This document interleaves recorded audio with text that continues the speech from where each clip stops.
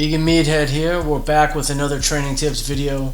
Today we're going to talk about the importance of getting yourself some quality vegan lifting gear. These things may not always be easy to find, and that's why I'm here to help you with it.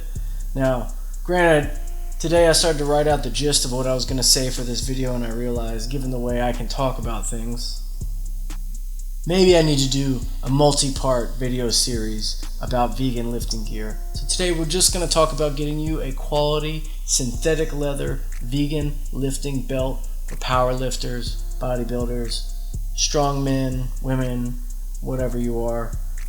Basically for anybody who's looking to increase their strength, doing heavy squats, deadlifts, bench press, overhead press, compound lifts in general. Everything I'm going to cover and recommend in this series is going to be Federation approved equipment.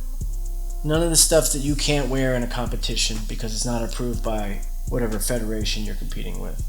We're going to get you up to speed about finding a quality synthetic leather lifting belt for powerlifting that's going to be approved for all lifts. That's going to be the squat, the bench, and the deadlift.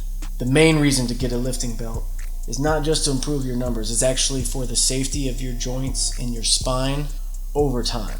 Yes, getting a belt is going to help your numbers go up in most occasions, especially on the squat, for most people on the deadlift also, questionably for bench press. But more important than that, it's about safety and longevity. And really, using a belt is about maintaining proper core tightness and abdominal pressure when performing, especially a squat and a deadlift.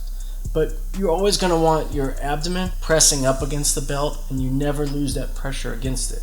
It's actually going to build your core strength to be able to press upon something. It's going to help you straighten your spine and give you leverage on the top part of your lifts. When I say people use a belt for a bench press, generally these are people going to have a bigger, more pronounced bench arc. And some people like to have a big arched back when performing a bench to reduce the range of motion, by bringing your chest closer to where you have to bring the bar down. Some people aren't about that, but I do think having some arch and maintaining core tightness is very important for a competitive powerlifter. In almost every case, it's going to vary depending on your own body mechanics and mobility. As for me, I found that benching with a belt didn't really make a difference. I've, to this day, done my biggest benches in competition and in the gym without a belt. So if you get a belt and experiment with it and find that it does help you maintain tightness and you are increasing your lifts with a belt on, hey, that's fucking awesome. Go for that. If you find that it's not really useful, hey, you don't have to use it. Personally, I'm all about the belt when squatting. I typically put my belt on once I'm about 50% of my 1 rep max. So I'll do my warm-up sets like 12, 10, 8, and once I get into the 6s, which is in the mid 200s, pounds, not kilos, I'll then put on my belt and my sleeves. We'll talk about sleeves in an upcoming episode. And then from there on, I wear my belt for the rest of my reps and sets. And wearing a belt is especially important when you're hitting those 80+% of your 1 rep max sets. Most lifters, especially in competition, I see they wear a belt when they deadlift. I'm one of the few that does not, and I'm not bragging. I'm just better at deadlifting because of my own body mechanics without a belt. And a lot of times I go up there beltless, and the announcer at a competition will comment, "Oh, he's going beltless," and people think I'm showing off. But the truth is, I suck more with the belt on. So I think for my own leverages and my own body mechanics, it is restrictive feeling to me, no matter what position I've experimented putting the belt on in. And I'm less explosive off the ground with the belt on. It's a weird thing. If I'm doing sets of heavy threes in training and I have a belt on, I've done this many times to see if I can ever find the right way to use a belt for my own body. I'll really struggle to hit a triple with a belt on. Then I'll take it off and that weight flies. So, again, this is something you have to experiment with. But I will say the belt has been pivotal for me when it comes to squatting. Definitely. I would say more than 90% of lifters are going to find a good belt helps them achieve their best deadlift. Just not me. And you might be one of those weirdos as well. You'll have to find out. Nevertheless, if you're serious about improving your 1 rep maxes, getting stronger, putting some more muscle on your frame, getting a belt is a pivotal investment, and I encourage you to get one. This is a pivotal investment for any vegan lifter, for safety, for longevity, and for helping maximize your lifts. You're going to have to get one and experiment with how it helps you best, whether on all three of the big three lifts or just maybe on squat and deadlift or maybe just on squat. You're going to have to experiment that for yourself. I got my first belt in 2015 from Strength Shop. At the time, Strength Shop was the only brand selling synthetic leather belts that were specified and met competition sanctions. So I got that belt in 2015 and I really put it to use, really broke it in. I still have the belt to this day. And one time, I would say about maybe 2017 or so, I posted that I broke the lever buckle while squatting. And that very week, Strength Shop sent me a new buckle.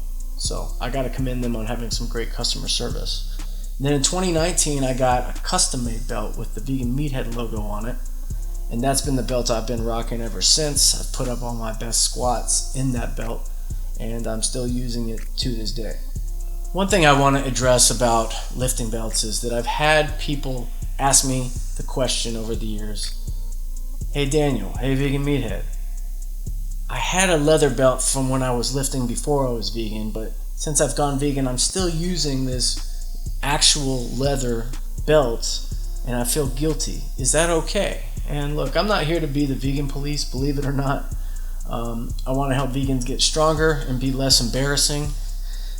Then maybe we can grow our culture this way by being leaders and being strong people and not nitpicking everyone about every single lifestyle choice they make. If you are not contributing to animal suffering now by saying you're vegan and going to buy a leather belt now, then I don't think you're a bad person.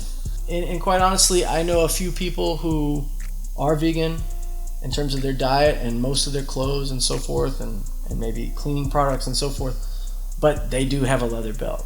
The only thing I'm going to say is that, look, I go out on that platform and I'm always repping veganism. I'm always repping veganism online. I'm always repping veganism in my community and on stage in my bands, and I cannot have any of that incongruent value on display. When it comes to used leather, refurbished leather or something like that, or leather that you've had and that you don't want to necessarily waste it, I would say, look, if you're going to make a big display about being a vegan and you're going to wave that flag, you should be as consistent as you can be with your values when you rep anything, whether it's clothes, shoes, lifting gear. So that's why I wanted to make this video, help people find a quality synthetic leather vegan belt that will hold up to league specifications so you can compete with it. Alright, and hey, listen, if you're watching this video and you know of another great brand that's offering synthetic leather vegan lifting belt options, please let us know in the comment, let the community know, because I want to shout out any companies that are providing vegan options always. That's a great thing to know about. So, I hope this was helpful, because we can problem solve anything as vegans. If you're failing, it's merely your own fucking fault.